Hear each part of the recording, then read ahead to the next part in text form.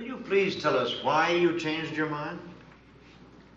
Well, I'm afraid I succumbed to a little gentle bribery the other day. The children's wing, you know. Then I thought it over very carefully. I simply couldn't do what you asked. Just, what do you mean you couldn't? I mean I couldn't remove a book because it has ideas we don't like.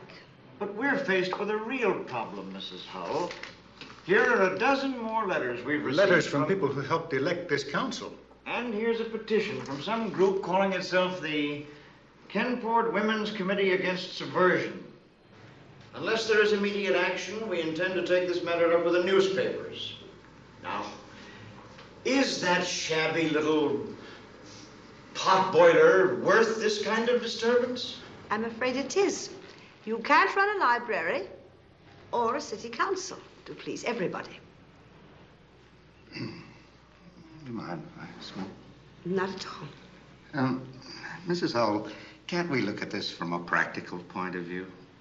Take my word for it. It's not unreasonable to ask you to take out just this one book. Isn't this one book? We have an entire stack of books on political theory, of all shades. What will happen if you start getting letters about them? Well, we'll have to worry about that when and if. Alicia, we've been friends for a good many years. I'll stick with you when you're right. But when you're wrong, you're wrong. What do you want to do? Turn the library into a propaganda agency for the Kremlin? Really, Mr. Martin, what do you think Thomas Jefferson would say to this? Oh, no, Alicia, let's not drag in the founding fathers. Please do not interrupt, Robert. I feel this most deeply. There was a book in our library for many years. It's still there. It made me sick to my stomach every time I checked it out. Mein Kampf.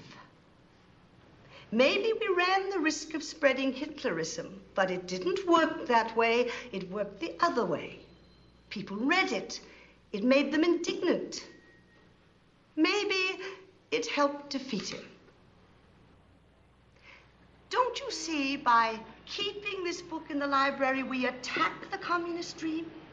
We say to the communists, we do not fear you.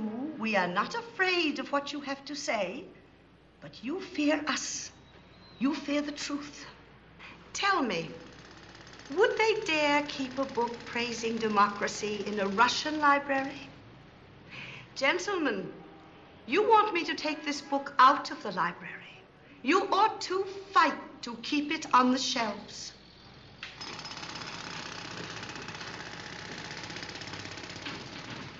In the light of what Mrs. Hull has just said, I wonder if she'd mind my asking a few questions.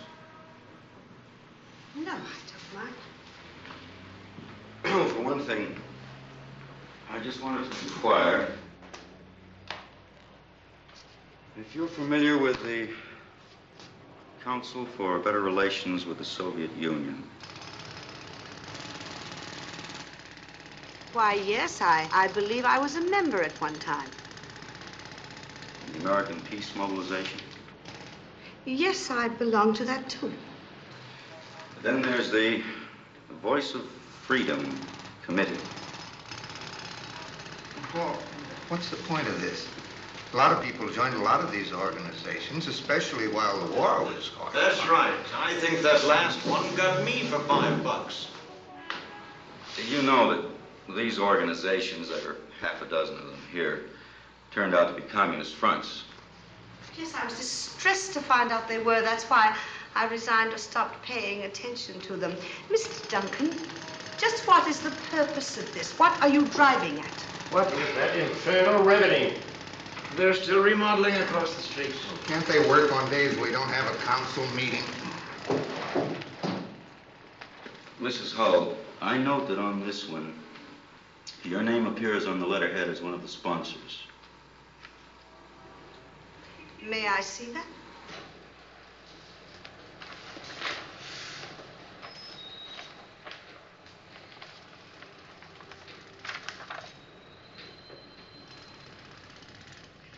Yes, I seem to be included in quite a long list. I wonder if the other names were also used without consent. This was done without your knowledge, then? Most certainly. Still, this was a communist outfit. You were a member. You must have believed in some of their ideas. No, they believed in some of mine. Mr. Duncan, I resent your questions and your implication. It is obvious we do not agree on many things, including censorship. But in case you are in any doubt, I am not a communist. I never was a communist. I detest communism. I didn't say you were a communist, Mrs. Hull. All I'm trying to show is that you were careless.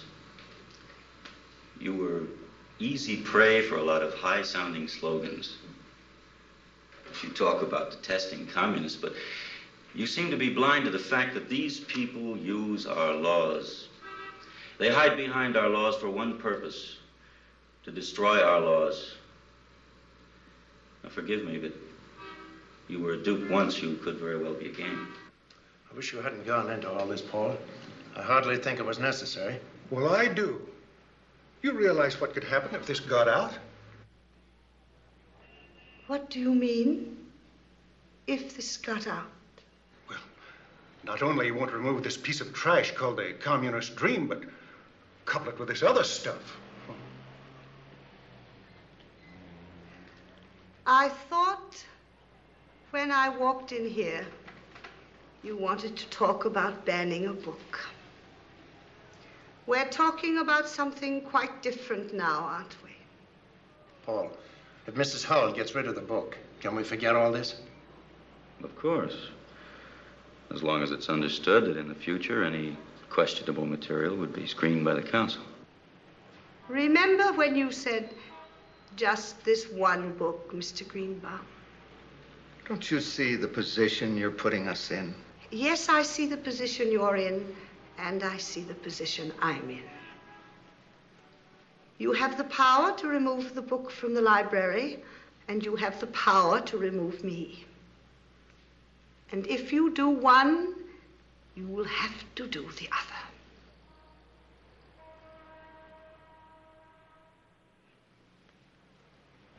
Good afternoon, gentlemen. Alicia.